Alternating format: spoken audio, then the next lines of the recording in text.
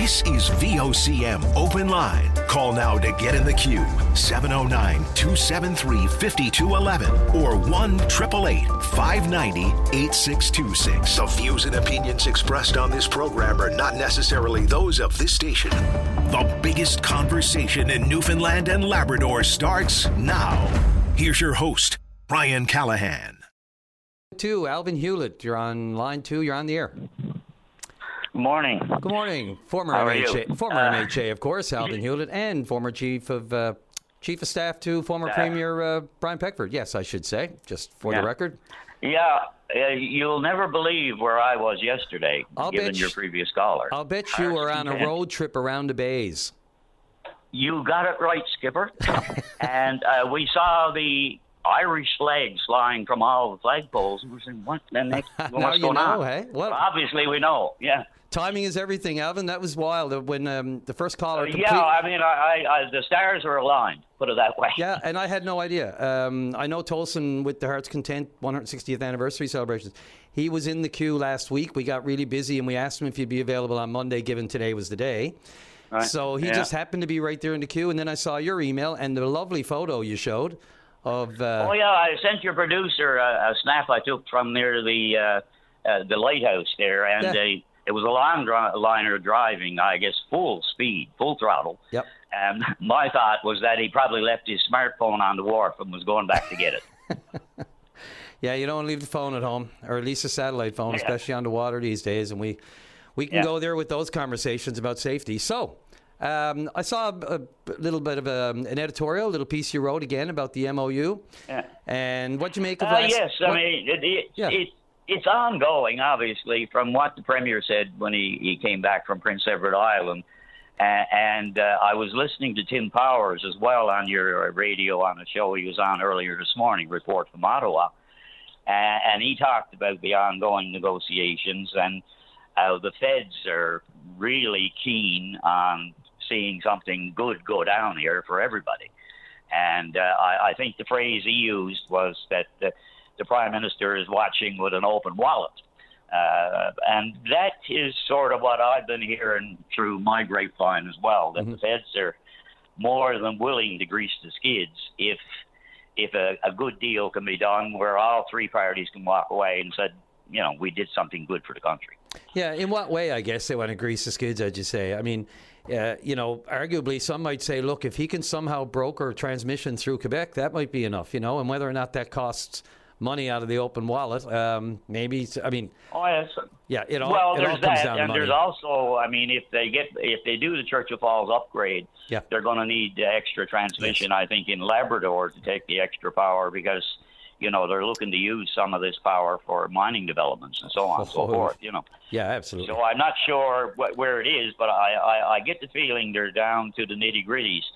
A lot of the people that I was associated with, prior to the MOU being vetted, they're still skeptical that we can actually cut a deal in the current sort of federal-provincial crucible, I suppose, for want of a better phrase, that we're in right now. But I'm a bit more optimistic. I think in terms of a deal in the short to medium term, there's probably never been a better time, because there's no one like Mark Carney dying to see a shovel in the ground and cement being poured, because he's been pushing a lot of stuff, but a lot of it takes years to get going. Yeah, you want to see some, meat on the bone here as far as, a lot of talk, a lot of developments that are being spoken about. And immediately when they are, rightly so, the Indigenous groups are reminding everyone that nothing happens without them on their land. And rightly so, and that's got to be part of the conversation, although... Boy, when you listen to, like, say, the Assembly of First Nations people and now this so-called Inuit Circumpolar Council talking about the same things that the Inuit are talking about, threats to their existence and threats to their land and the reduction of importance of it, in the eyes of governments. It's I thought we were going the other way. Whatever happened to reconciliation? Well, I mean, you're always going to run into resistance, and I mean, in a free and open society, people are allowed to speak their objections, to voice their concerns, and so on and so forth. I don't think things are as drastic as that, but I mean, people who wish to make a political point often, stress things probably a bit more stronger than need be. But really, I mean, as a country, if we don't start doing stuff, and we need to hang together doing it. Otherwise, I think we'll all hang separately, and the Americans will pick us off province by province. So you're of the view, which camp are you in then? Are you of the camp, look, we should do this, I mean, we could always argue for a better deal. It's all subjective. We don't know anything about the deal. But should we get it done? No, and the other thing is, you're right. I mean, if the province of Newfoundland cuts a deal with the province of Quebec, it will always be subject to scrutiny, and there will be those who will say forever and a day that you could have got a better deal, you could have got an extra cent per kilowatt hour, or whatever. That goes with the territory. But if you have a deal where it's seen to be reasonable to both sides, and the federal government is all in whatever way they can be in, and selling it as a deal that's good for the country.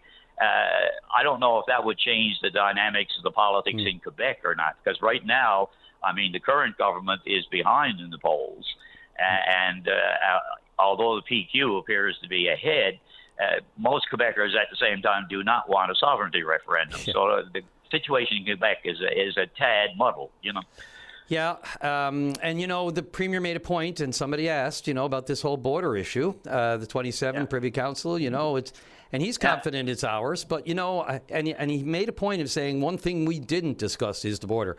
I kind of wish it had come up, at least as far as clarification. Yeah, I heard you say that earlier. Yeah, and it's a good point. Just to say it on the record, Al. Think of it from this point of view. If there's a deal signed by the province of Newfoundland and Labrador and the province of Quebec, that presupposes the two provinces as listed in the Canadian Constitution. And the borders and all that are all drawn up there anyway. Mm-hmm. I think the border stuff is mainly political chatter. I do too. Quebec, and PQ may try and bleed some money out of it if they win the government. Who knows? But I think it's mainly a political issue. My only issue is every premier I've ever interviewed has just dodged the question. They've never said it, and I'd just like to hear it, because even Legault here wouldn't answer the question when he was here with Premier Fury. And, he hinted, Legault came down hinting before they had the big deal signing on the MOU. Legault came down and said, I feel your pain. I understand you feel you've been hard done by, blah, blah, blah. But he never, ever came out and said, directly what you're saying. Yeah. But he led us into this feeling that Quebec was finally coming around to seeing our point of view, which, as it turned out in the MOU, was not the case at all. Yeah, I think they've always known where we are, how we feel. Yeah. And they want as much as they can get, and we want as much as we can get. It's just, and I don't mean to be making, people are saying, oh my God, we'll leave the border alone. I'm trying not to make a mountain out of a molehill, but the truth is that it's in their maps. And, until their premier says it could, and I'm just saying it for the sense of the fact that she's not saying it in the lead up to the election where she is behind the PQ. Yeah. I mean, that can become, the nationalistic rally cry, Political football. Exactly. Yeah. So, anyway, just something, he just went out of his way to say, Yep. I'm optimistic, or I'm not optimistic, I suppose. I'm hopeful that we'll either be able to reach some sort of deal in the short to medium term, or if we can't, that the province will walk away. I cannot see this government signing on to a deal where we get snookered like we were in the MOU. I mean, that was so totally one-sided it wasn't funny. Yeah.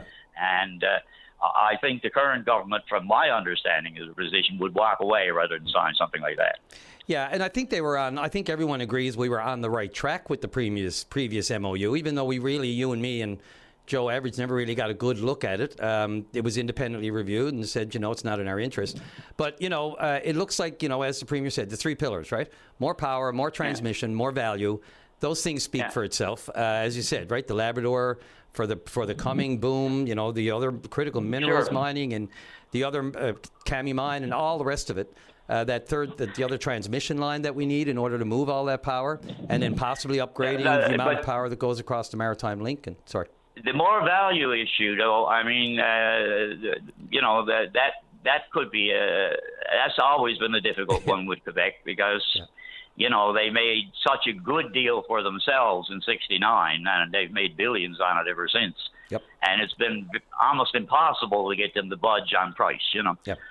And maybe with the right incentives or inducements from Prime Minister Carney, maybe, who knows? Yeah, and like we said before, we want a little bit more, then they're going to want a little bit more. So I think that third, we still haven't been told specifically in how much the federal government is involved here and what they've brought to the table, if anything. We know that Quebec's not all that interested in having the feds at the table for lots of reasons. But time will tell. And when the Premier says, probably not more than a few weeks, they're obviously working towards it. So by the looks of it, unless something, shockingly came up in the middle of it, I fully expect something in the next week or two. They are, as far as I understand from my sources, and that they are down and dirty into the nitty-gritties, and whether or not it can reach some sort of final conclusion, like you say, only time will tell. But I think this is the first time in a dog's age when we've engaged in what you might call some sort of real negotiations or real talks with Quebec towards some sort of equitable deal. Yeah, and it doesn't hurt to have the feds there, even if they're just mediating and trying to make everybody aware that, they almost have to be involved if we're talking east-west power grids, right? I mean, it just... And you're talking an age-old problem between two provinces that's been on the go for, as long as I've been an adult. And any prime minister who could bring some degree of rapprochement between ourselves and Quebec, he wouldn't look bad in Canadian history books either. No, it'd be nice to bury all those hatchets, wouldn't it? Yes, it would. Yes, sir. Move on. Progress. Forward. Keep moving forward. Alvin Hewlett, thanks a lot for the call. I always appreciate the correspondence you send, too. A lot of great insight. Your experience speaks volumes. So thank you for this today. Thank you, and have a good day. Heart's content. Yes, sir. Yeah. And if anyone out there, anyone within breathing distance should drop by. That's going to be quite a time. I'd say she's on wheels out there. Thanks again. Thanks. All right. Take care. Bye. VOCM Open Line. Weekday mornings at 9 a.m. with Brian Callahan. Join the conversation. VOCM. You're on the air. Good morning, Brian. Good morning. I first called the open line, I believe it was the first week of June. My daughter actually went into the hospital in Grand Falls with a kidney stone. I remember. Went from a kidney stone to the infected kidney. Kept getting worse and worse. She was medevaced to St. John's. While we were in St. John's, we were with her for about 3 days. Her kidneys completely give out. We had to put the lines in to start dialysis. It went from a kidney failure to respiratory failure. Her lungs was actually filling up full of bloods, and they had to put her on life support. I witnessed my daughter's last minutes before the machines took over. Wasn't a very good visual feeling, I can tell you that. The visions that I've seen in my head, no father could definitely not see. Since that year, she's come back leaps and bounds from where she was. Oh, my God. Glad to hear that. Her breathing is back okay. But like I said, her kidneys are completely gone. She's got to do dialysis 3 times a week.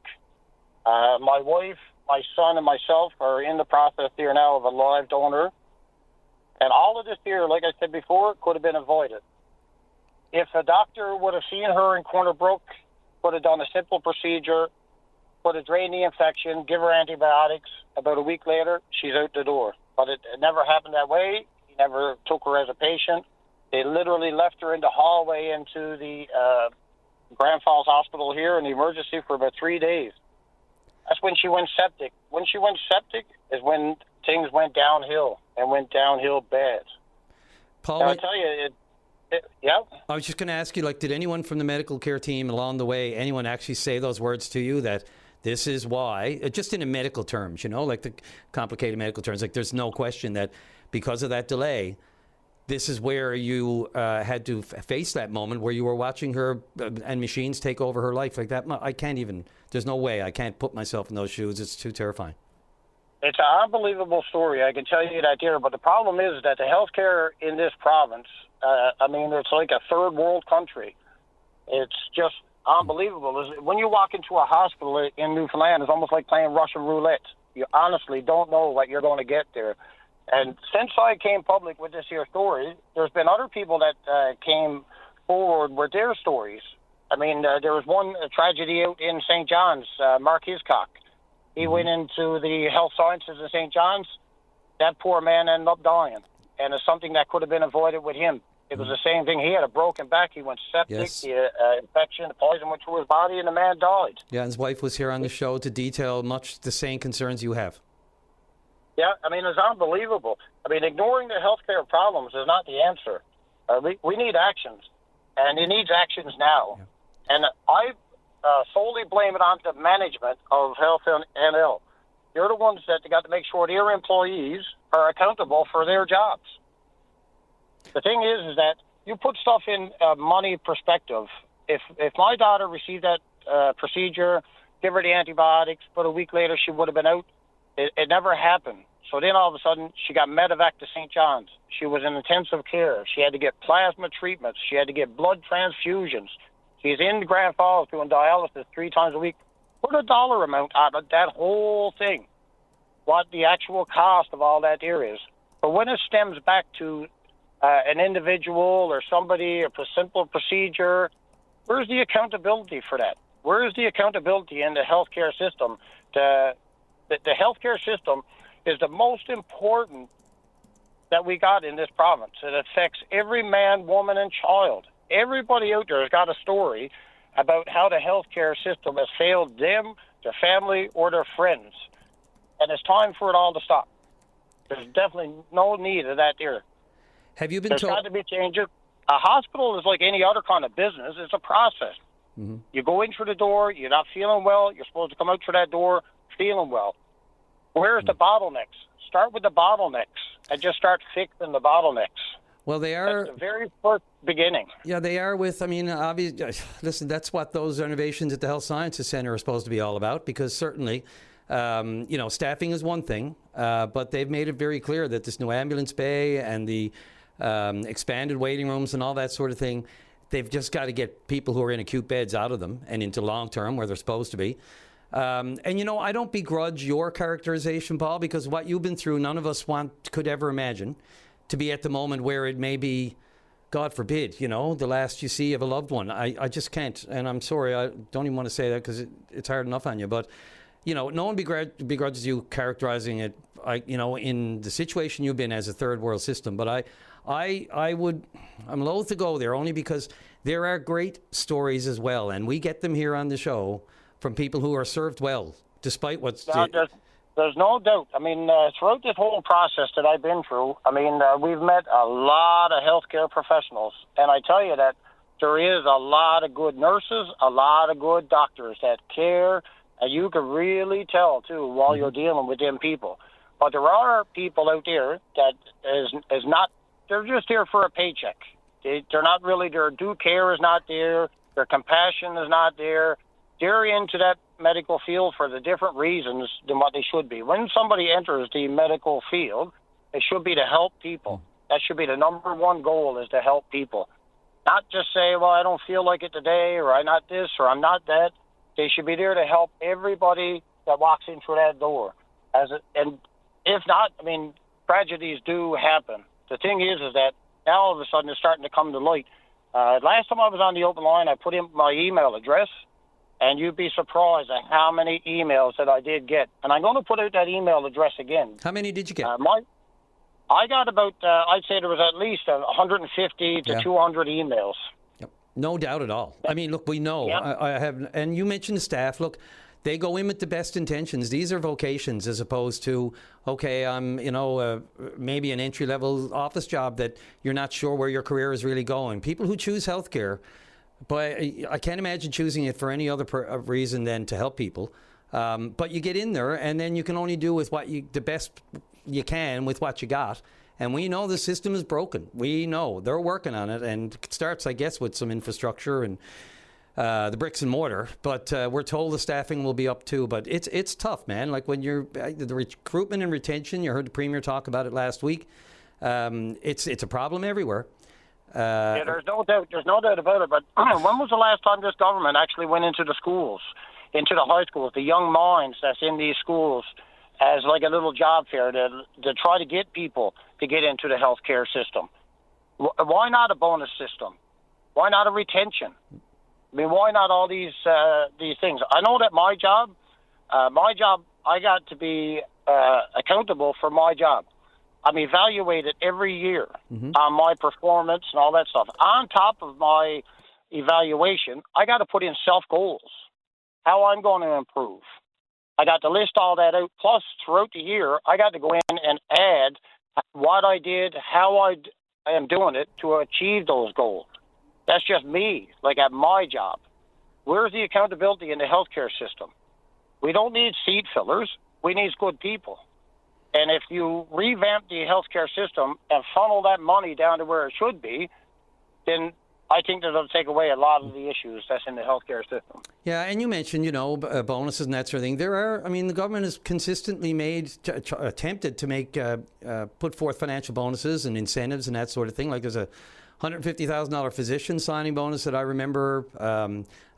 Other come-home incentives, I think, $50,000, $60,000 for nurses and other professionals, $75,000 for joining these family care teams.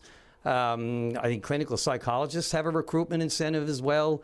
And there's student support. Bursaries up to, I think, $5,000, maybe even $10,000 a year for high-demand students, in certain disciplines. So, these, you don't hear them all. They're not in front of the headlines every single day, but they've put these in. It's why our healthcare accounts for almost 50% of everything we spend, right? But, it takes time, and people are still recovering. I'm not going to make the pandemic an excuse, but it changed. It changed a lot of people. The stresses of the system, plus the overall a hard time on all of us, changed people's thinking. You might have went into it as a healthcare worker wanting to help everybody, but now you're just trying to help yourself. Yeah, there's no doubt. I mean, I agree with you there. I mean, the pandemic was a bit of a turning point in everybody's lives, but the pandemic was 6 years ago. Yes, I agree. I mean, the thing is that there is issues with this healthcare system. What are they doing to fix the issues? That's the thing. What are they actually doing to fix this system? I do know with my daughter, there was a doctor in Grand Falls that put in a complaint about that doctor in Corner Brook. There's 5 levels of complaint. One being, I guess, minor, which any complaint in the healthcare system is not minor. No. 5 being death. This was put in at level 4 as irreversible damage. That went to the management with Health NL and stuff like that, and it absolutely went nowhere. There was no follow-up. There was no callback. There was absolutely nothing. There was nothing said about it after the fact. So to me, that's ignoring the problem. That's what that there is. There was complaints from the Grand Falls Hospital, like I said before, about these doctors in Corner Brook. And again, they're still over there in Corner Brook. There was nothing done about the previous complaints that was done. And like I said, there's no accountability, and you can't ignore the problems in this healthcare system. And I don't want to suggest, we're letting things go because we need those doctors. People have to be disciplined if it's determined that there's discipline to be meted out. But sometimes, the tougher it gets, there's a level of understanding of what some doctors, what nurses are up against. It doesn't excuse anything here because your situation is different than every other situation. And I don't know to what extent you're pursuing it outside of just the regular courses. I don't want to suggest, your brain goes right to, legal avenues. But are you pursuing anything else, given that you're confident that you can narrow it down to this one? I'm not, as of right now, I'm not doing nothing here. It's just that I want a change to be made in this healthcare system. The thing is that this happened to my family, but I don't want this to happen to your family or my next door neighbor or the person across the street. Mm-hmm. The thing is that I want to bring this to light to show that from a small issue, it just literally, I witnessed my daughter going to life support. Yeah. I mean, words can't describe that. I mean, like even just the financial burden on myself. I mean, I was able to take that hit, but our lives got totally disrupted. I was very fortunate that I got a travel trailer and that I was able to get a campsite out to Pippi Park. I mean, I lived in Pippi Park for a month. And not everybody... Got my grandkids out there. I mean, it's just there's a lot that went through, and we're not through this process yet. mean, Well, my daughter's still not well here now, right? You're talking about live donors. I mean, you want to talk about the next stage of the most important parts of your lives, that she has to go through this now. So I can't imagine. Exactly, yeah. Yeah, it is. I'd like to switch gears, too, a little bit there, too, and talk about our elected MHAs. If, Chris Tibbs here Paul, last time. Paul, that's okay. If you know what, no problem at all. The only thing is I'm right at 10 o'clock. Do you want to hold on for a couple of minutes? I don't mind at all if you want to talk a little more about that. Okay, yeah, I will hold on, yeah. The next era of VOCM Open Line starts this Monday. Brian Callahan hosts weekdays starting at 9 a.m. For 3, Paul, go ahead. You're on the air. Hey, Brian. Yeah. I just wanted to talk about our elected MHAs there. Also, I mentioned Chris Tibbs the last time I was on the open line where he didn't respond to my email. Everybody else on that email chain did. He never. When I hung up the phone from the open line, I got an email right away from Chris Tibbs. Amazing how that works. Yeah, it is. It's funny. It's very the open line is a very powerful platform. There's absolutely no doubt about it. But I want people to reach out to me. The word that I'm going to use is accountability. People got to be held accountable for their actions or lack of. Now, the last time I was on the open line there, I had people reach out to me talking about Chris Tibbs and stuff like that here. I'm asking again for people to reach out to me. I'm going to give my email address. My email address is paulhealy13@gmail.com. That's PAULHEALEY 13@gmail.com. Let me know about your healthcare stories, and I'd like for anybody that's in my area to reach out to me with stories about our elected MHA, Chris Tibbs. The thing is that election time, all this here will resurface, and I tell you that he didn't reach out to me. While my daughter was in St. John's, actually on life support, she was critical. So my entire family actually came from Grand Falls to St. John's. While I was out there, sat down at the campsite, I was talking to my mother-in-law. He told me that her and her husband, my father-in-law, actually reached out to Chris Tibbs on 2 different occasions, 2 different issues, and they never even got a call back. Well, I tell you, Chris, my father-in-law passed in January. No need to call him back. I guess they worked out without you. I'll tell you another quick story, too. I received a email from a gentleman who was a veteran. He was an Afghanistan veteran. He sent me the screenshots of the conversation that he had with Chris Tibbs when Chris Tibbs called him a pathetic weakling. Now, I don't know the story before that there, but on what level could an elected official call one of his constituents a weakling? Pathetic weakling, and especially a veteran. So there are lots of stories out there. So the thing is that this is not a personal attack against Chris or not like that there, but it's coming down to accountability. If we got an elected member that's elected, that's there to serve the people, that's exactly what you got to do, man. You got to serve the people. The people that literally reaches out to you are the ones that needs help. We don't need elected officials going on for parades and big events to show your face and all that when you got a mass of people there. It's the people that literally reaches out to you. They're the ones that are struggling. They're the ones that needs help. So I'm just asking the people of the province, reach out to me. I will email you back. You will get a response.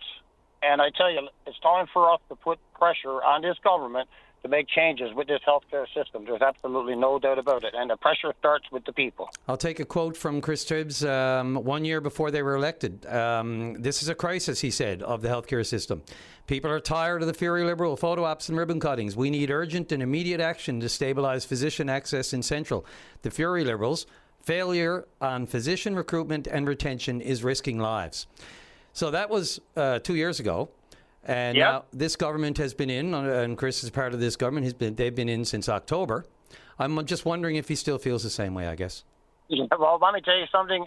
The talk is what we don't need. It's the actions that we need. So since this government has been elected, show us what actions that you've taken since that. Instead of coming out in election year with all these broken promises and just, bashing the other parties or anything like that there. It's not helpful. We want actions. Actions is what we want. No more talk. I mean, it's got to come down to actions. Paul, the fact that you can still, take on this kind of like an advocacy role, given what's going on personally in your family and with your daughter. How old is your daughter again? Can you remind me? My daughter is 25 years old. And, what was her love of life before she had to be in this situation? Like her life was just, it was like a normal type of life. I mean, she got 2 small kids, and them 2 small kids was actually her life. Yeah. And, getting back to that deer, I mean, here it is now, it's a couple of months later. My daughter still is unable to pick up her son. She's still weak, stuff like that there. I mean, you got to help her into a truck. I mean, her muscles are not back. I mean, just a mental toll. I can see it in her face. I mean, she feels like disconnect from her kids there. Like she feels that her kids don't want her and stuff like that there. I mean, she can't even literally take care of her kids like a mom should. Like when she gave birth to that my grandson 15 months ago, they had to do a C-section. And when they done the C-section, the doctor actually cut into her nerves. She came out of the hospital. She was literally in severe pain into her stomach. The doctor prescribed her some kind of a drug there. When she read about the drug and the drug causes drowsiness, she would not take that drug because she had a newborn baby that she wanted to take care of. Yeah. And I seen that woman like 4 months after she gave birth to that to my grandson. Like she moved and all of a sudden she'd bring up solid and she'd feel her stomach like that there. I mean, and I was just saying, you're in pain. Like this was months after. She suffered through all that. She never took a pill so she could be there all the time for those kids. And here now, she's kind of stepped back. She can't.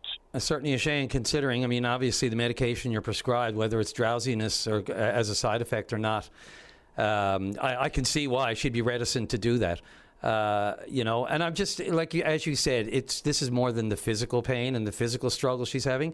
This gets into your head about all of the things that you want to be doing, that you should be doing for your family, your kids, and you can't do it. That can be almost just as debilitating.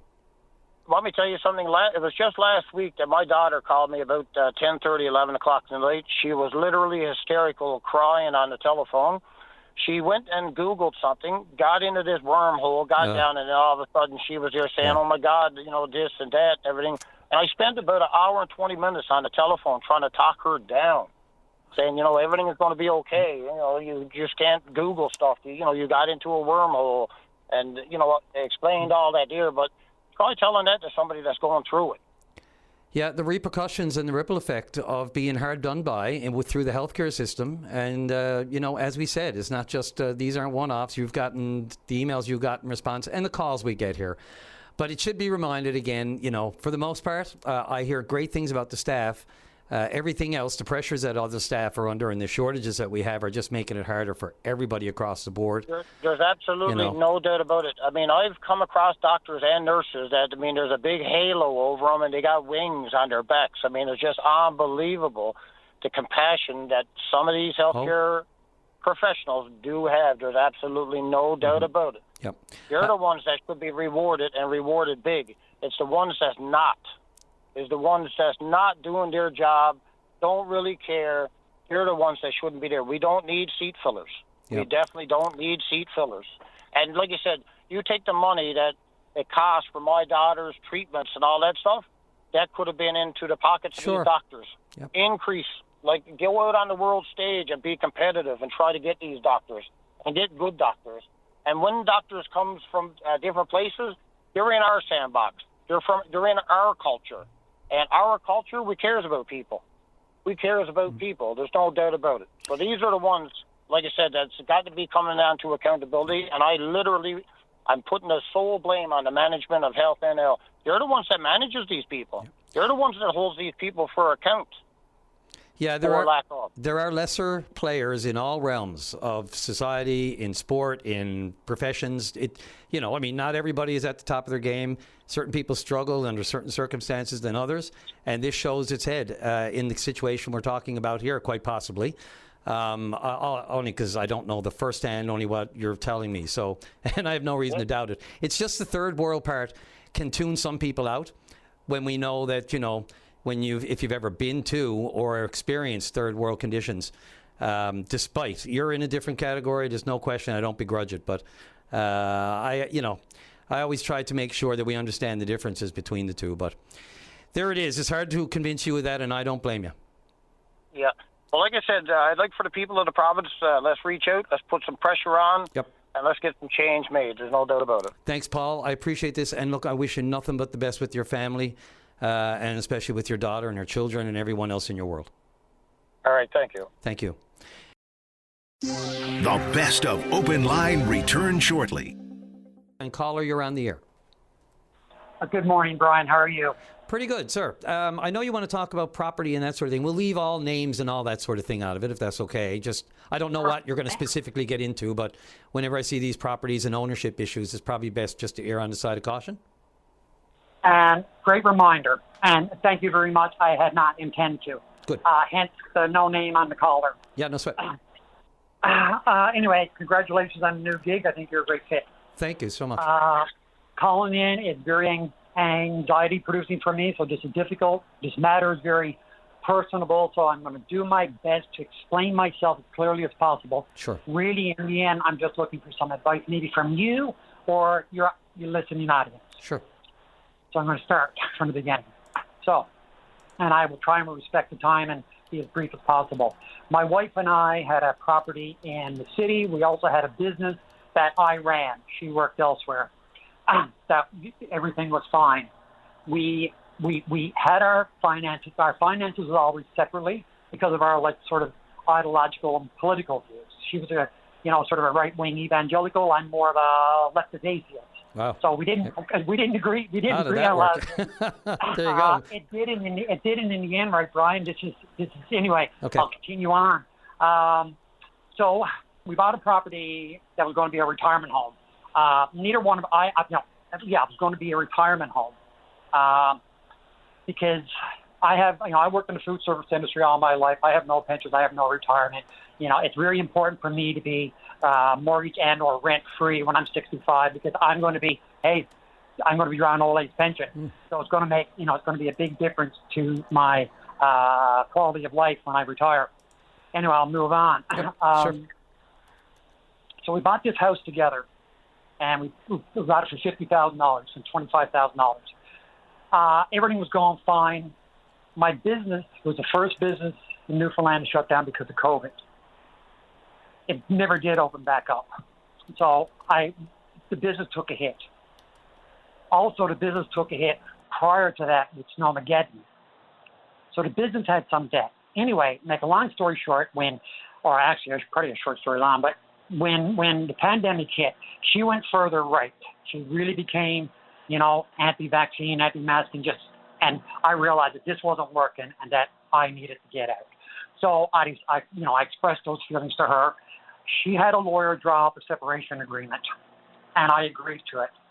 And we sold the property in St. John's.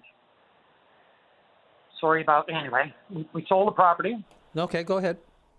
She invested hers in a property in her hometown.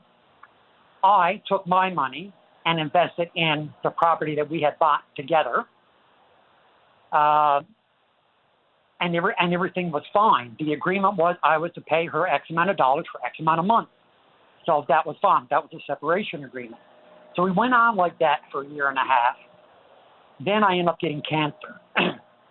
So when I got cancer, my wife and I reconnected. So the house was gone in St. John's at that point. So she moved back in our summer residence, and we lived there. And I had a 2-year battle with cancer, and we wasn't sure of the prognosis because, long story short, we wasn't sure if I was going to make it because the tumor was up against the liver, and they couldn't operate. The only way they could try and shrink the tumor. Anyway, make a long story short. This was kind of a reconciliation, was it, given your health condition? Well, it was, yeah. Okay. Yeah. So we sort of, so we reconciled. And so she started paying me back that money that I had given her through the agreement. And everything was fine. When I got sick, we didn't know if I was going to make it. I had this debt because of the business, and we wanted to sort of separate my finances from the house just in case something happened that I had to file bankruptcy or consumer proposal, that the house wouldn't be, involved. So, Brian, you know what I did? I signed it over to her with only a verbal guarantee that if things didn't work out, that I could stay there in lieu of leaving everything to her. Sorry, did you just say written or verbal? Verbal. Okay, because I think it wasn't both. I know. What? It wasn't both. No, it wasn't both. Okay, just to be clear. No, Yep. no, it wasn't both. Okay, I signed it over to her legally with a document, but the verbal agreement of me staying there indefinitely if things didn't work out between her and I was verbal. That can be confirmed by her daughters and others. You know what I mean? Yes, because they can do affidavits with that stuff. Yeah, but the deed is totally in her name. Yet the original separation agreement, I don't know if it still stands or not. These are my questions. Yeah. So what ended up happening is that we lived together there for a while. I got through my cancer battle. I went back to work. She went back to work in her hometown because it made more sense for her to do this financially. And we lived apart, 3-hour drive, whatever it was. Everything was fine. There's a job came up in her community. I went over here to give it a try. It didn't work out because she just, it just didn't work out. I said, I can't do this. I came back with the understanding that I was going back to live. I'm 60 years old. I'm going back in this community to live in this house, and everything. I'm going to leave everything to her and her children, my stepchildren. This is the deal she's saying no to. So when I said no and I moved back to the house that we bought together, she's coming to me now. Okay, and what ended up happening is that I ended up having to file that insolvency. So right, okay, that's all working out, and things are going good. I'm paying on that. Everything is working good. But now she came to me, and this is only Friday, so I'm still emotional. She's coming to me Friday, and she said, "I want $45,000 now, or I'm selling the house." Now, and I'm asking anyone and everyone. Morally, we both know it's cruel, but and secondly, I'm looking for advice. Can we stop? Because my primitive fear of shelter is through the roof here, as you can imagine, Brian. Sure.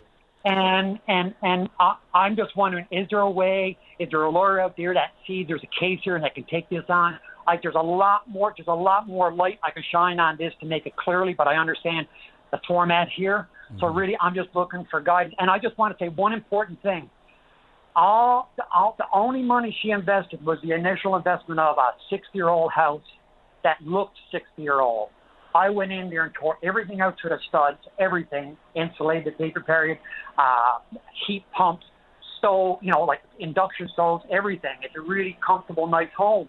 And now she's expecting, she wants to sell that out from under me. Yeah. So I think that's as much information as you need. Is there anybody out there can help me? What I want, is there a way that we can stop the sale of that house? Really, all I want is to get my name legally back on that deed, and I feel I can do my own negotiating. Brian? Do you know what precipitated her decision on Friday?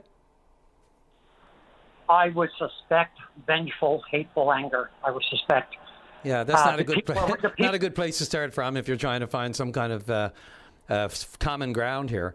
But I believe why this is I want to say this is the offer she's refusing. That I and all of this work that I put into this house, and none of this is dispute. I mean, her daughter, people can vouch to that.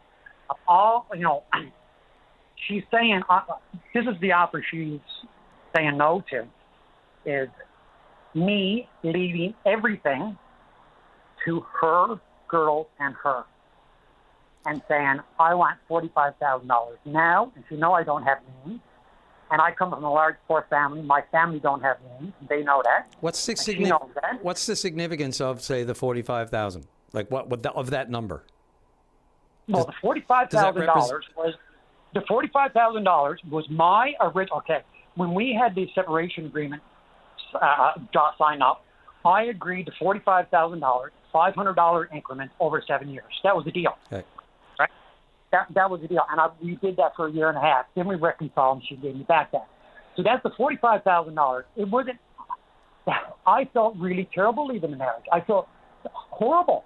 And the $45,000 is way more than she invested, and we all know that. 28 would be the max that she put into it.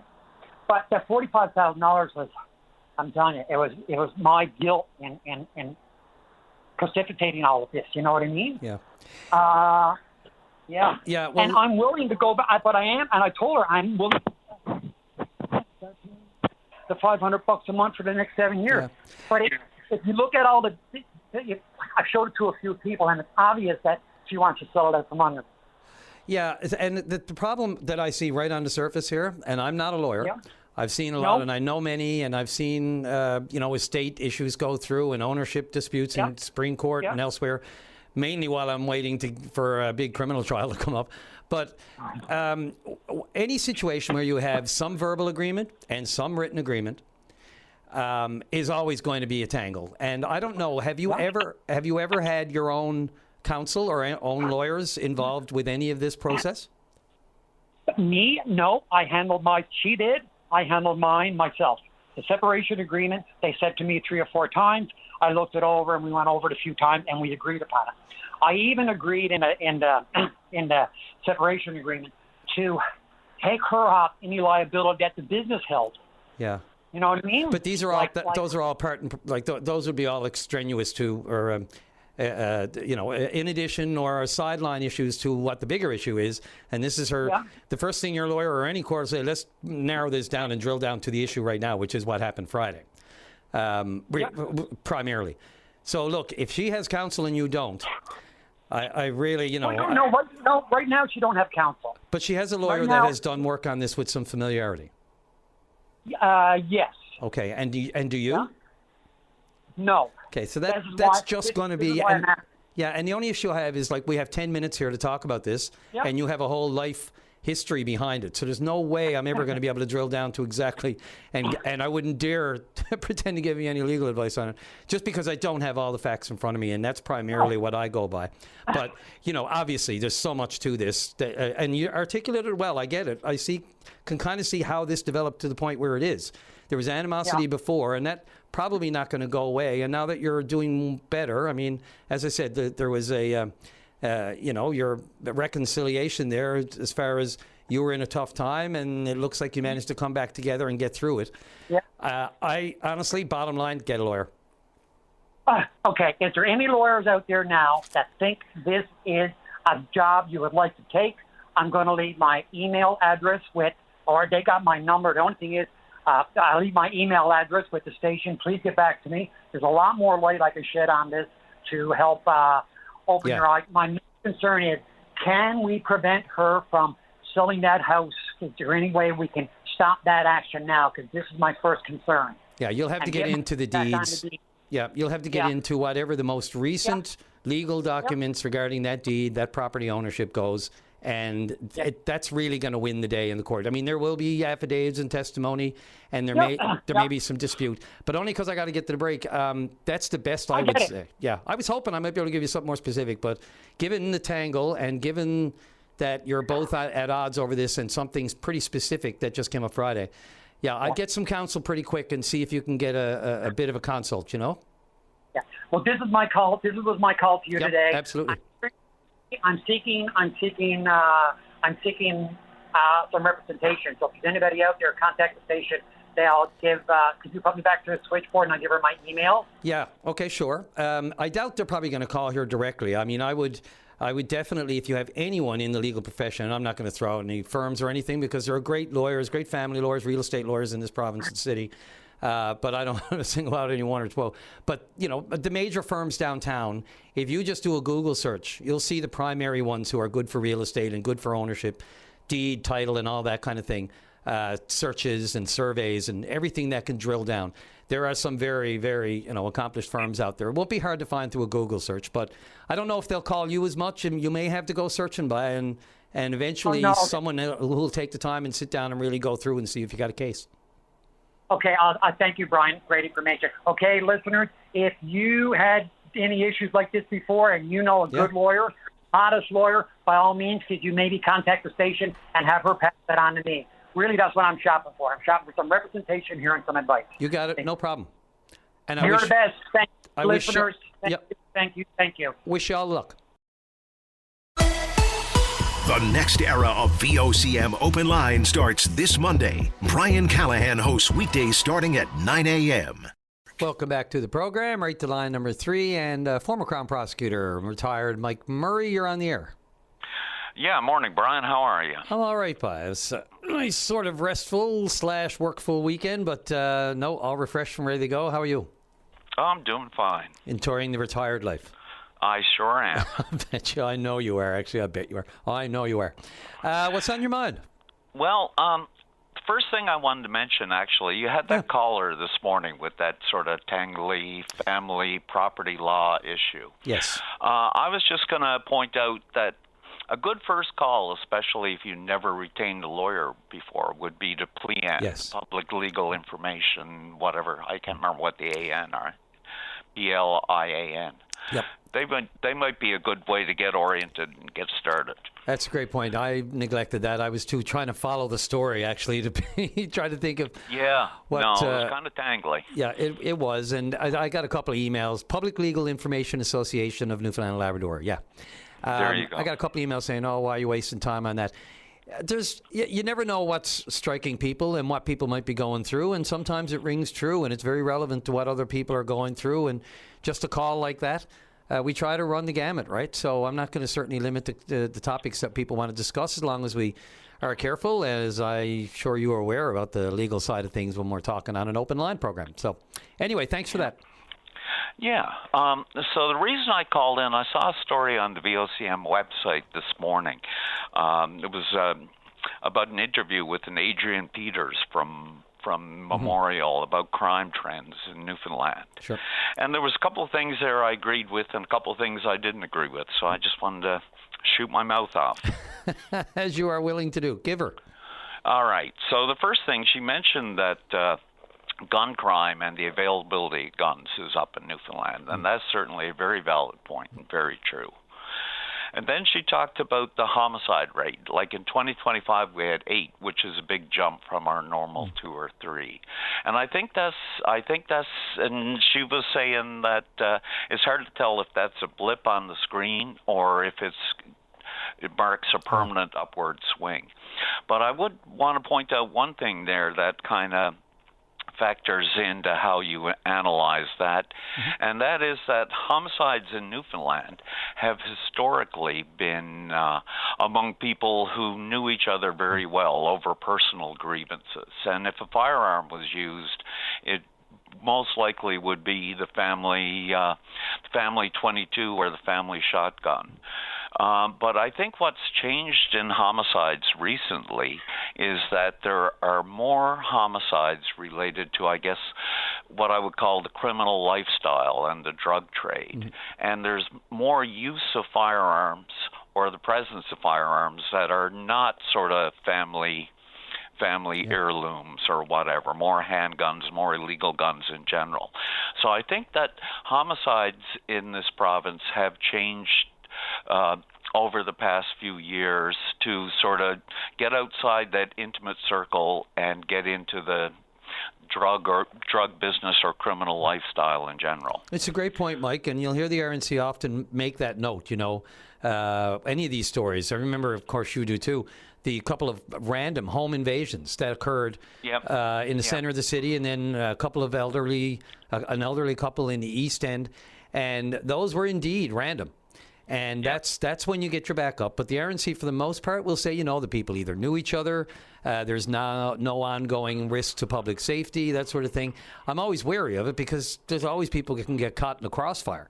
There's innocent... I think sometimes they're a bit too quick to say there's no risk to public safety. I do too. And it's not a knock on the RNC. I mean, look, there's a communication side of this, and they have to be very careful about anything they say. But in broad strokes, you will hear that on a regular basis, and it sort of is meant to put you at ease. Even though, it's hard to be at ease, even though it might have happened in your neighborhood, your backyard, neck of the woods. And then there's the 3D guns and the manufacturing of them. That's just brought things to another level. Yeah, no, absolutely. But the one thing I really disagreed with in that story was she mentioned that there was an increase in shoplifting, and she thought that was related to the cost of living, and I think that's definitely incorrect. I mean, I know. So Wednesdays are usually, just look at the docket. Wednesdays are usually theft days down in provincial court, and as well, look at the people in custody. There's often a string of thefts, and a string of breaches. I mean, most of the property crime, I guess when I started, shoplifting cases were people stealing things for themselves.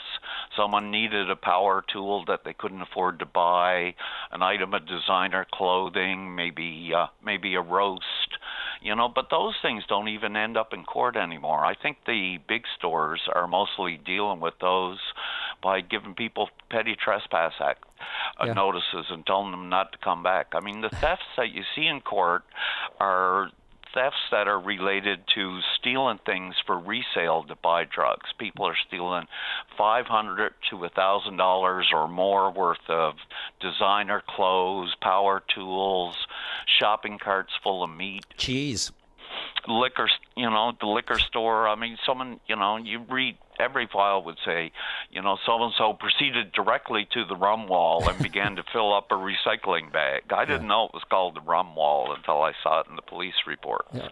And, they're stealing 20 bottles of lambs. They're not drinking it. They're selling it to buy drugs. Yeah. The actual shoplifting cases down in provincial court are scarce as hen teeth. Because they just won't take the trouble to get. I mean, they're not worth the trouble to prosecute. Every now and then you'd get one, and people like the Crown and the legal aid lawyer and everybody would sort of gather around. Wow, it's an actual shoplifting, just like we used to get in the old days. Yeah. It really, the theft in this city is primarily. Especially what shows up in court is primarily large volume, high value thefts that are related to drug addiction. Yeah, and I can't find it. There was an email, someone sent me an email about that and about just the numbers of security in stores now, that you see. Sure. The visible ones and the not so visible. I don't know, some of them need a little bit more experience to be as incognito as they want to be, because you can just tell that they're walking around with an empty shopping cart keeping an eye on people, and which is great because you can't have enough eyes. Yeah, but sure, even I've even seen it that some convenience stores have security guards. Yep, absolutely. So it's really gotten to that point, and like I said, the cost of living, unless the cost of living includes the cost of drugs, the cost of living has really nothing to do with what we're seeing in court in terms of theft. Yep. It's really related to people with addictions issues. I mean, people with addictions, they got to do drugs every day. They've got they don't have jobs or any visible means of support except a bit of social assistance. And getting stopped leaving a store or something is not going to dissuade them. I mean, the worst that can happen to them is they get thrown inside, maybe, and then they got a place to stay. But, they're in a different mindset. The desperation is real, right? And they're going to do whatever they can. They're just going to grab it and go. Totally. I mean, if you can get out the door with that shopping cart full of meat, by the time the police find out where you live, track you down, and get you arrested, I mean, it could be a month. And if you get away from the scene, and to a drug addict, a month is like 100 years. And I'm almost if it's not today, it's not a problem. I'm almost half hesitant to even say that because it might even encourage more people. You're probably going to get away with it kind of thing, but. That's not, obviously, the law enforcement would be the first one to rap me for that. They are doing what they can. If they're in the neighborhood, sure, they're going to respond. But you know as well as I do, they have a lot bigger fish to fry in many cases. Oftentimes, they're right in the middle of it before they can respond to a what is it we call a loss of, what's the word they call it? Not loss of inventory, but asset prevention. Yes. They don't call them security guards anymore. Yeah, asset prevention. Well, look at that little restaurant up in Churchill Square, and someone came in and grabbed the cash register off the counter. Not even the money. And the guy was talking to the media 3 or 4 days later, and the police still hadn't gotten in contact with him. And then you're going to the video, and then you got to get that processed, and then you got to get the right equipment, and it goes. Oh yeah. It's tough. Anyway, Mike, listen, always appreciate it. Are you weighing in on all the criminal or any kind of topic, really, but specifically with your expertise? Always appreciate the time, man. Thanks a lot. Yeah, no problem. Okay. Bye-bye. See you soon. Okay, bye. This is the best of VOCM Open Line. And welcome back to the show as promised. Let's go to Rocker Till You Drop Her. Damien Follett, you're on the air. Hey, Brian. How's it going, man? Good morning. Good morning. How are you recovering from the weekend? Good times? It was a phenomenal experience, just everything top to bottom. I mean, kudos to Pete Quinton and the Churchill Park Music Festival team. Just an amazing event, Brian, for a city like ours. Yes, amazing. sir. And for people who don't know, just so they know, that was Friday. You opened up for, along with Dallas Smith, Russell Dickerson, before the big Keith Urban appearance, and apparently that went over well. Despite a bit of rain, I think people relished a bit of it, to tell you the truth. I think it didn't bother anybody. He was rocking out with the crowd. I mean, he was just phenomenal. Russell was phenomenal. Dallas was phenomenal. The whole experience. I mean, the crowd was there for us. And I'm very honestly, Brian, to get an opportunity to play like a bunch of your own songs, a whole full set of your own songs on a big stage in front of a festival crowd. That's what we all kind of, strive for in this business, to get those songs out there and have those sing-alongs. And we experienced that, and I tell you, man, it was surreal. And you've got enough of them. I could hear, listen, they all knew the words. You wonder, whether or not the local radio play catches, other than, your usual, the crowd you have that'll come out and see you on a regular basis. But for a lot of people there, probably don't hear your stuff that often. They just knew the words. I could hear them singing at the top of their lungs. Yeah, because I guess the thing is, too, people, sometimes you hear songs on the radio, and where some of my stuff is recorded in Nashville too. Yeah. People wouldn't sometimes know it's somebody from this city, from here, from Newfoundland and Labrador. So that was cool to see people kind of surprised and able to sing along to the choruses, and even some of the newer stuff that Kicks Country's been playing and VOCM's been playing. So again, Brian, just a wow experience, man. I just. Wow. as you said, right, to get that opportunity on home soil as opposed to having to be at some big, massive rock festival somewhere else, like in your own hometown, thousands of people singing your songs back to you and your band. These opportunities for local artists, what Pete's done for him and other promoters over the years, but with this particular festival, he always, slips in, like Carla Pilgrim the week before. And Timber, of course, was there on Saturday. They opened up before Matchbox 20, Serena Ryder and Philip Phillips. So, I love the way that he's always, and with Violet, I should mention too. Absolutely. The last week before Kesha. So, these opportunities, it's one thing to bring in the big stars, and everybody loves it. Look, Kesha, the Chicks, Keith Urban, Matchbox 20, those four international, to bring them all in 2 weeks. Yeah, I know. Push them in there, and the organization that goes into it, and then to also have the consideration and the thought to give a local artist an opportunity like that. You just can't beat it. What can you say, right? I mean, there's going to be, obviously, there's going to be some issues with every festival you put off, but it's been fine-tuned, and it just went over great, weather or no weather. And I mean, from my perspective too, I mean, I've attended the concerts over the last few years. I've seen concerts. Me and Brenda have seen those, but to see the team of people that it takes to run this village, this whole festival. I mean, top to bottom, I mean, everybody was just, stand up service. Everything was fantastic. I mean, they treated myself and Brenda and the band and everybody just, it was just so accommodating and so welcoming and just powerful. I mean, inspirational. I can't say enough. Good things. Yeah, I like getting, I don't get to all of them, just too busy, but I did, I always try to make one, and I was there for Matchbox on Saturday night, and I have to say, there's just always, you get thousands and thousands of people. You have some people drinking, some people not. I like the way it's a 19 and over, but everybody can still meld together. I hardly saw any problems, but the couple of problems that I did see, which weren't major, but you could see how organized it was as far as security goes. There was one woman, I don't know if it was, it looked like a bit of heat or something. She collapsed not far from us. And within seconds, there was a perimeter set up with about 7 or 8 security, all back onto the woman, just watching everyone, keeping everybody away. The paramedics were given a perfect route, and they took care of her. Looked over later. She was standing up, drinking some water. And then there was a little scrap couple of guys who shouldn't have been there in the first place, right? You can't eliminate all that. And they were taken down with, very minimal disruption, right? Gotten out of the place, no big disruption, nothing to see here kind of thing. It was really, beyond just all the usual things where you didn't have to line up too much or wait too much for a beer, or you didn't have to wait too long for the bathrooms. Just fine-tuned, in our own backyard. It's got it down to a science. Absolutely, and I made a little post this morning too, just talking about like the power of music, Brian. I mean, just imagine a world if there was a music festival every weekend, and we were all brought together in unity and just sing-alongs, and the power, the sound of the music.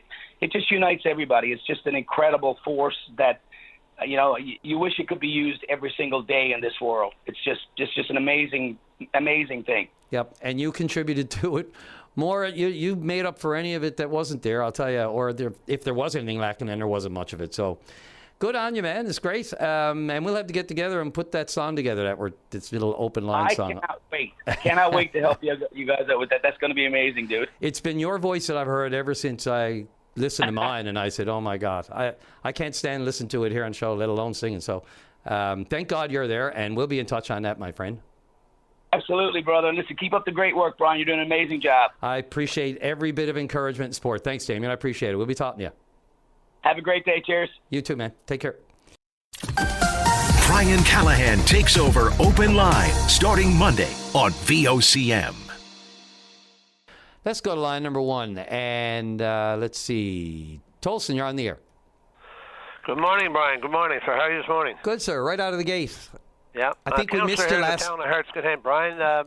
We missed you last week, Tolson. Sorry about that. We ran a little bit around the time, but you're talking about the 160th anniversary. Giver. That's exactly right, boy. Today is the big day in the town of Hearts Content, and not only the town of Hearts Content, Newfoundland, Canada, the world, really. Mm-hmm. It changed the world when the Great Eastern, the largest ship afloat in the entire world, brought the transatlantic cable here to Hearts Content on this day in 1866. It really changed the world, Brian. Yes, sir. For communication forever. Absolutely. Yes, so tell me, what do people need to know? And, a lot of people would like to be a part of this. And what's planned, Tolson? Well, there's lots of plans. We have a delegation here from Ireland as well. They came on the 23rd to St. John's. Oh. We met them in there at the town council. And then they came out here on the 24th, and we had a big supper for them at the cable station. And then on Saturday, we took them up to the southern shore there. We went on up the Irish Loop, I should say. And, we went to Cape Race and to the UNESCO Heritage. Fantastic. And what's their take on it all? That the first time for some of these guys from Ireland? Well, all of them, guys, actually. girls. I think all of them, they've never been here before. There's one guy there who's up in his 80s, and I met him in Ireland in 2014 and 24, and now he's back here. So it's amazing. Amazing. Yeah, absolutely. So I imagine you're looking after them nicely. Great hospitality. Well, yes, we certainly are, and we had them up to Greens Harbour yesterday, to Jigs and Reels, and then we ended up last night with them up to Dildo Brewery. Right on. And so some of them first time ever here, are they marveling at obviously they must be marveling at the likenesses. Well, yes, they are, no doubt about it, and, as you know, the two one wouldn't be here without the other. This is my phrase, I always say it. Hearts Content wouldn't be here, Valencia wouldn't be here, one without the other couldn't work, right? Yep. Absolutely. Twin stations, I call it. Yeah. And having the privilege to be over there, Brian, to see the other end, and them here to see this end. And by the way, I just want to get this out there. The heritage part of our town, the building, the red part of the building is 150 years old this year. And I want to also say that this evening there's a live link between Hearts Content and Ireland, and our special guest is Bethany Downer. Oh, right. Our own astronaut in waiting. Yeah. Chief Scientist Communications Officer. Yeah, she's here today, and anyone want to run in and see it, there's going to be refreshments and that there later on in the afternoon. There's an old whacking activity since the 23rd of July in Hearts Content, right on up to and taking in, it'll end on August 2nd on a Sunday with a bobber race. But there's lots of things with the Mizzen Heritage Development, the PHS, and the Town of Hearts Content, and the Hearts Content Development Corporation. Is a whack of activities involved. How did you land? I mean, Bethany's not a busy person these days. Chief, I think, Science Communications Officer for the Hubble, and I think it's the Webb, James Webb? Yeah, James Webb. Yes, Space James Telecoms Webb, with right. the European Space Agency. So talk about making it big, home province girl. What what's the connection? Why, how did you convince her, or did the schedules just work? Well, that's left up to PHS, Provincial Historic Sites. Right. They get the special guests, and we're all part of a group, right? Yep. When you get Brian's like everything. When you get people working together, everything things can happen. But when you get people on the other way, nothing going to happen. So we got to stay focused on the positive and not the negative. Oh my God, you're speaking my language here this morning, Tolson. Thank you for that. As much as we try to keep it up, it can be it can be a battle, a daily battle, given some of the other negativity that's going on and that's spewed from various corners. So that's great. So from this bottom of the ocean floor to space, you're going to be covered it all with Bethany in town. It's going to be quite the day. And this group is here also. As you know, we're in the run for UNESCO. So yes. So this group is dealing with the UNESCO. We had big meetings all weekend and things on the go. It's been a boom of a weekend, and I just like to say, if people want to come out today and meet at the Hearts Connect Cable Station around 1, it'll be a boom there, I guarantee you that. What's the status of the nomination for UNESCO's heritage? Well, we got on the short list in 2017 after 150 in 2016, and it's been ongoing since that, and we're dealing with Paris now with the dossier and that. And we're going to be looking at probably, roughly, we really don't want to say to the point, but it could end up being a World Heritage Site by 2029. Yeah, I was going to ask you what the timelines are looking like if they're here now. Of course, in our world, it's a no-brainer, but these things take time, of course. It takes time, of course, so my tongue is all tied up this morning, Tolson. Anything else before we go? Just a warm invite to the... any tourists or any people anywhere over the island, anywhere in the world. If you're in the Hearts Content area today, step in, or any time of the week from now to Sunday. You'll have a ball for sure. And there's a big dance on Thursday night with a band called What Odds. What odds? That'll end it off with a good one for, the other activities. I tell you, if they had... And by the way, I should shove in as well, on Friday night, Jim and Fergus is at the Arts Centre. That's right. I plugged that last week. Thanks for reminding me. As I get to the end of the week, people kind of forget on Monday, but as I get to the end of the week, I was going to plug that one again. And Saturday, as I say, the Mizzen Heritage got the quilt and rogue displays and songs and yarns at Northern Point at the House of Commons, the Bill Piercy store. Mm-hmm. And, that's ongoing both Saturday and Sunday. So I think that's very good for it, and all the best, and thanks for taking my call. No worries at all. Listen, let's say I'm a tourist, and I'm in St. John's right now, and I don't have access to Google. What would you tell them how to get there on the highway? Which turnoff? Well, come on out to Trans-Canada and take the Veterans and come on down, and you come into Route 80. You come down, Route 74 rather on Hearts Content, or Route 80 in Whitburn. There. That's it. Off the turn off there at Whitburn. That was the one that I normally take. But you never know, people down around CBN, that area, want to come across the Barrens, right? Yep. Very good. Yep. All right, take care. Thanks, and stay Tolson. safe. Good luck with it. Let us know how she all goes. You check in any time. I'll give you a buzz one day of the week if I get a chance. Sounds great.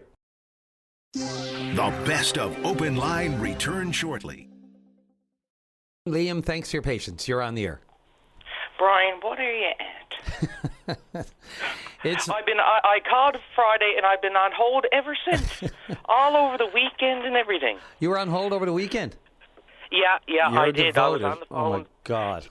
I know. Nobody checked in on me. That's terrible. I was wondering why it said 3 days they're on hold. Okay, well, we got you now, though. So I appreciate your patience all weekend. Man, I hope you didn't miss anything important. No, VOCM kept me updated. I heard the news on the phone, and it was grand. Go ahead, Liam. Well, listen, Point taken. Yeah. Oh, you're doing a grand job, and Beth as well. Listen, I'm looking for something now. Sure. I'm planning on producing. I'm a theater actor and director and producer, and I've been living in Toronto for the past little while, and so I'm home for I'll hold that against you. home for a little bit of time. Don't know how long, and looking at doing a play, but I'm looking for a non-conventional theater space. The play, it's set in the person's den, so I think of it as, is it a basement? Is it an attic? Is it a garage? Is it a warehouse? Is it a shed? The place where you throw everything. The uncle down in the basement, down by the down by the Reds, down by the oil tank, smoking away, the scary and all radiators, the things collected over the years, around. And listen, I love the theater as much as the next person, but this calls for something a little bit different, and because it's a Samuel Beckett play, I can't really say the name because with getting the rights, you need the space, and everything's contingent on one another. But it's one of his shorts. It's a one-man play, and I mean theaters get expensive. I mean, I'm calling from Bay Roberts, and you look at the Shield Nagara, and that's $600 a day, and that comes with lights up, lights down. That's there's no grid, there's no whatever, and then compare that to Toronto. I mean, you're paying $6,000. Have you tried? Have you checked the Legion? For 2 weeks. Legion loves these things these days. Now, I mean, they're all different buildings. Some are older than others. They've got some real charm and different looking space in them. Not just the main room, but even the lower floors and the upper floors. That's just off the top of my head, and I can guarantee you, Liam, there's people out there with homes that they're thinking, especially the thespians among us or the wannabes, who would love to host something like this. So I'll bet you we'll get some response to this. But the Legions are always, I don't know if that's something you've considered or if that's not the kind of thing you're looking for. Or... Yeah, definitely. I mean, that's something that I would love to see the space and whatever.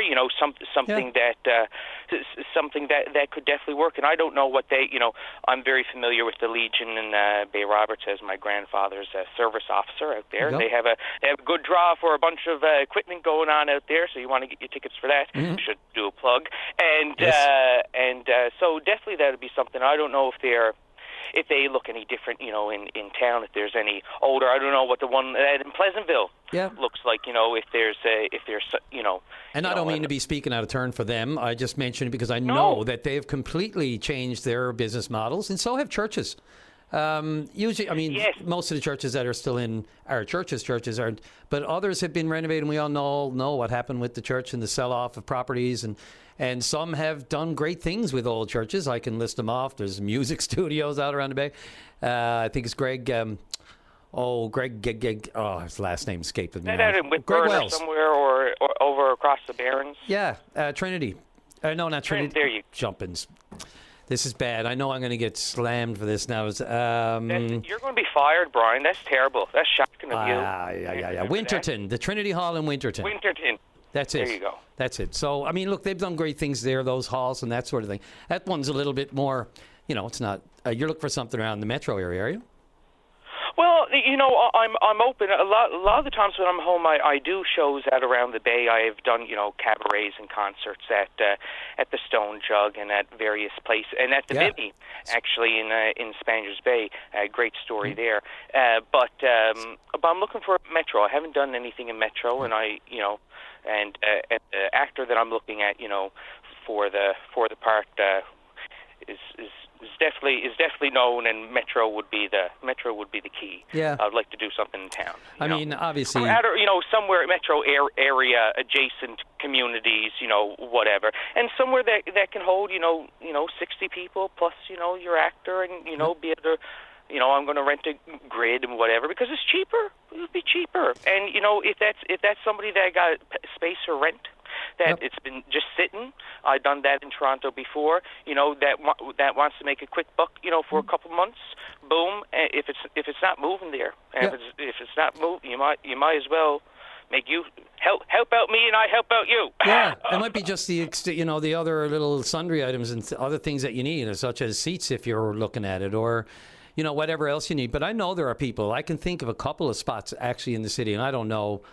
If they're, they're just shells of places that are being renovated. So really nice old wood shell room that's, the size of a large room, size of a large living room or something.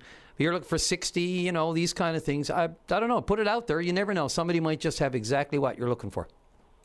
That's grand, and I really appreciate the time that you've given me today. And you're doing a grand job, and I'll let you go. I suppose, there's my contact. Yes. I can leave there with Beth or whatnot, and absolutely. If anybody has any ideas, that's grand, and I'll definitely look into to Legion, Brian. That's grand as well. And you take care now for the rest of the week. Thanks a lot. I appreciate it, Liam. I wish you luck with it. And if and when you get a spot and you got a date and the show is happening and the show must go on, let me know. It always goes on. Yes, sir. Always. Absolutely. I'll let you know.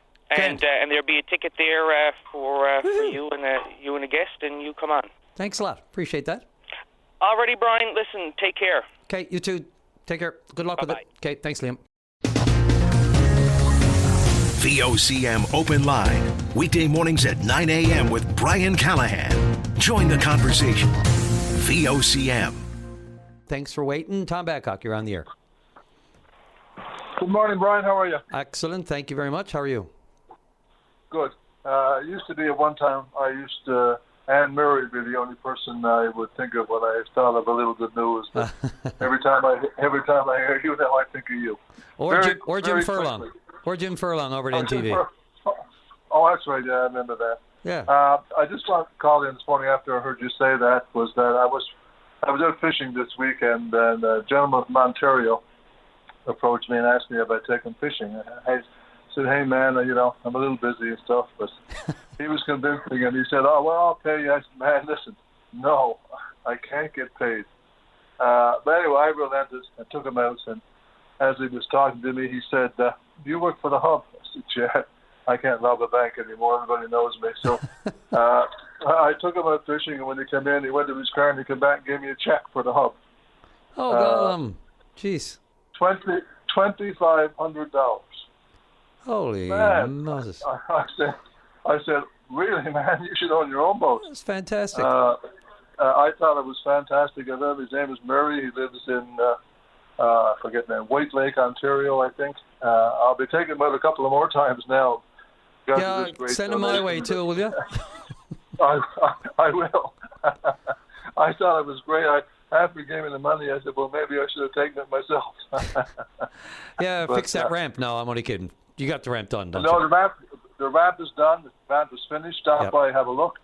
The $2,500 will pay for the bit of pavement at the end that we need. So that was great, and I thought I'd call in because you're always looking for good news. So yes. This is good news. This is excellent. Yeah, I never miss the Hub, especially when I'm bringing, because my cat groomer is right across the street.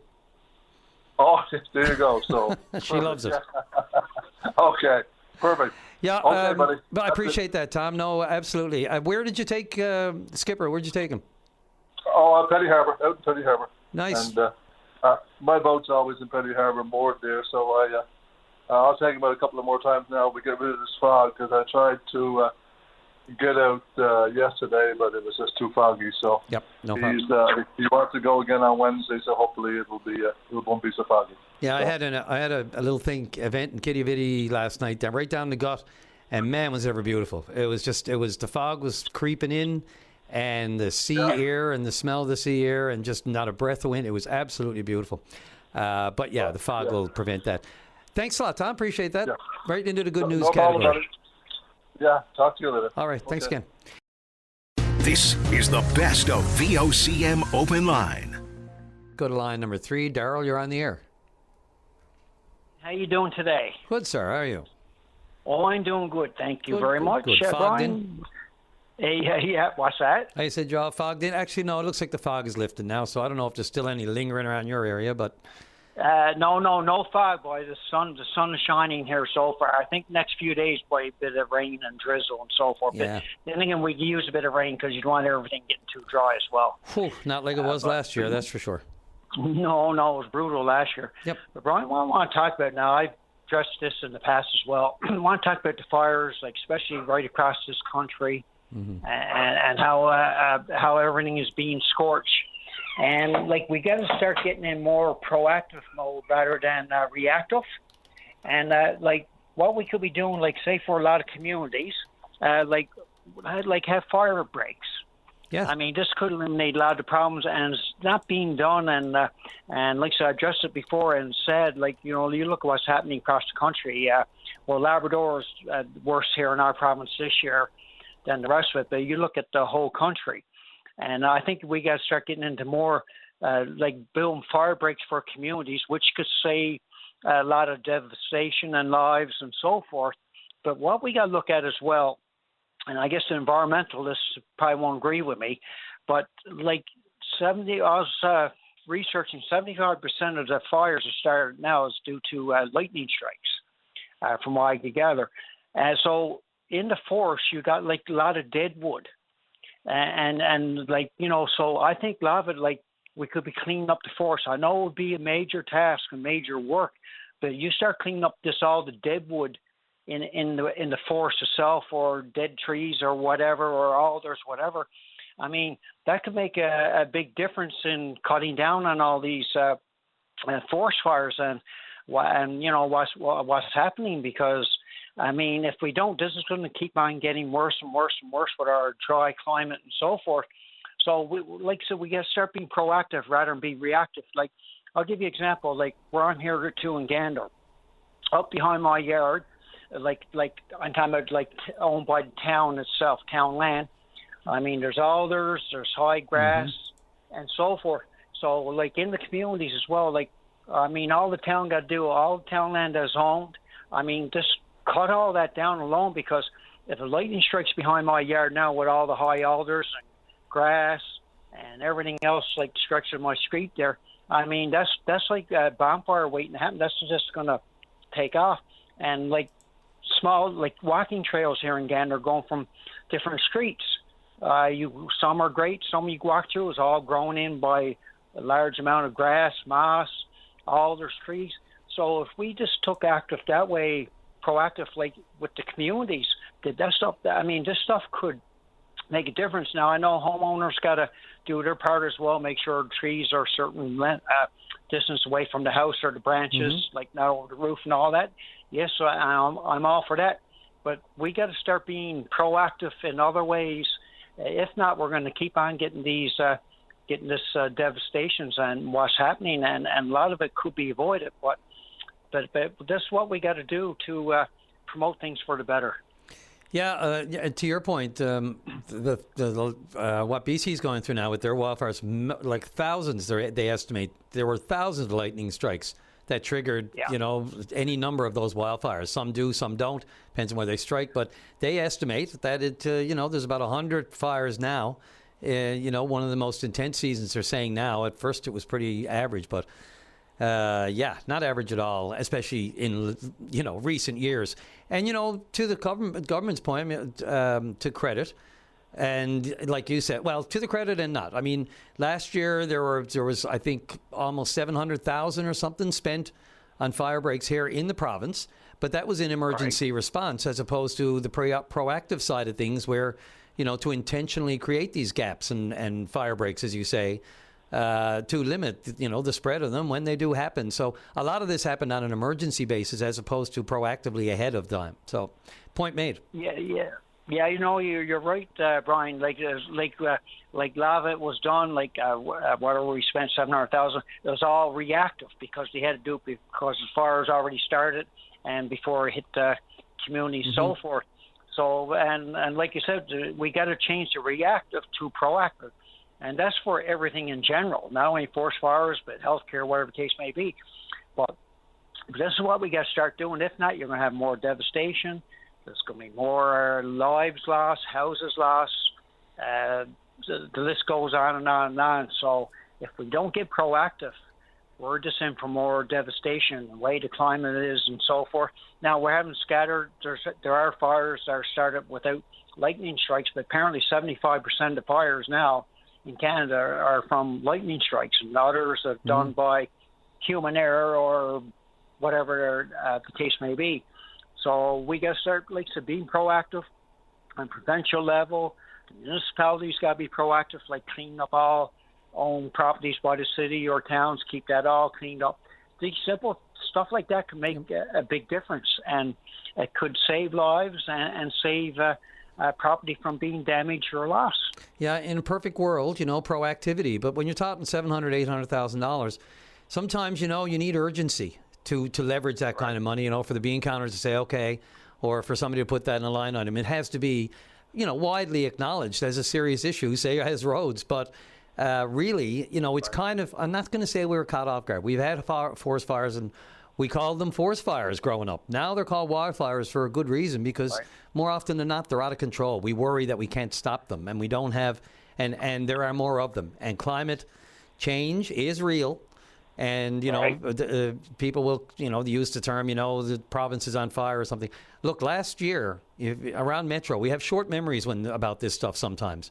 But there were real, serious threats, whether it was to the power, grid, or to, the power grid out around Paddy's Pond and around Holyrood and in other areas. And then, heavily populated areas that we were starting to encroach upon, whether it's Galway, South Lambs, and even a fire starter in downtown St. John's. So, fire breaks aren't such a, Lamartin Road is a fire break, arguably, but still, things can jump. And so getting that kind of money and that proactive mindset is usually, unfortunately, something that's triggered by an urgent moment. And so then you're already behind the 8 ball.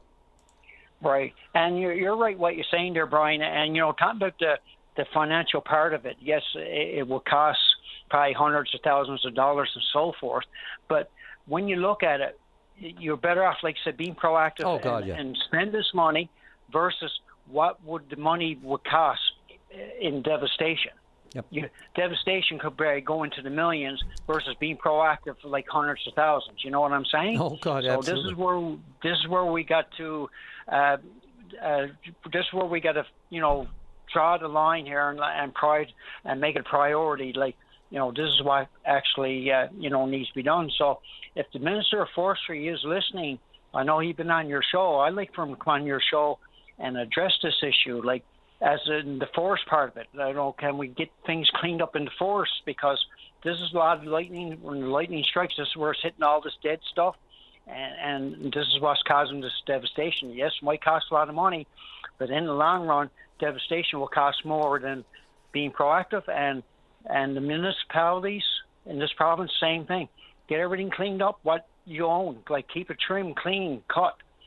Simple things like that could save lives and devastation. So that's how I will sum that up. Yep. No, the Minister of Forestry, Minister of Forestry, and I want to call him Mr. Forestry. I really do. Minister of Forestry. Yeah. Because it's so close ahead. But that's just a speaker in me. But look, he did the Labrador tour last week and talked about the disheartening nature of the devastation he's seen that's caused by fires. It's on his radar, obviously. They got the new chief pilot now for the water bombers. They got the 5th one back in operation. Promises to establish the new center in Wabush, I believe it is. So, that could be looked at certainly as being proactive. We had the warning. We had our warning last year, really. Not that we haven't had, but last year was really an eye-opener for a lot of people who aren't used to being that close to it and seeing how quickly it can get out of hand and you don't have anywhere to run. Right, and I agree what they done there, like, having just established in Wabush and extra water bombers and all that, and that's great, and I'll commend them for doing all that, and that's like being, and like you said, being proactive. But now we got to be proactive in like trying to stop fires in prevention, like you said, like to start cleaning up things in the forest and all that. So this is what we got to look at in addition to what they're doing already, which I'll commend them for. They're doing great work leading up to that, and I'll give them, I'll commend them for that. But we got to do more, and you got to start within the forest, start cleaning up all this stuff. And I know environmentally, I don't think they like it. You're supposed to leave things like for nature. But then on the other hand, if we don't clean it up, look at the devastation. It's going to be more devastation than nature. So this is what we got to look at the whole picture in general. Yep, no, absolutely. And like I said, to his credit, the minister was on the ground talking about this and addressing it last week in Labrador. So which is really like the epicenter of our current risk. Let's no offense to Labrador, but let's hope we can contain it to one section as opposed to having it get out of hand. And the longer they do contain it there, the more resources they have to just beat it down and not let it get to be anything that it is right now. So, good points, Daryl. Right. Yeah, and I look forward to Minister Forsey to coming on your show and address like what our discussion here today. And I noticed they got to do things in increments and so forth. I know it's all a process, but at the end of the day, if we don't be active and towards being proactive, we're heading for more hard times and devastation. So this is what people in general got to keep in mind, and the governments and the municipalities. And and then take the next steps towards for the better. Absolutely. Darrell, couldn't agree more. Loud and clear, point taken. Thanks for the call. Right, and thank you very much, Brian. And like I said, all the best to you and your staff at VOCM and your listening audience, and have a great finish to your day. Right back at you. Thanks again, Darrell.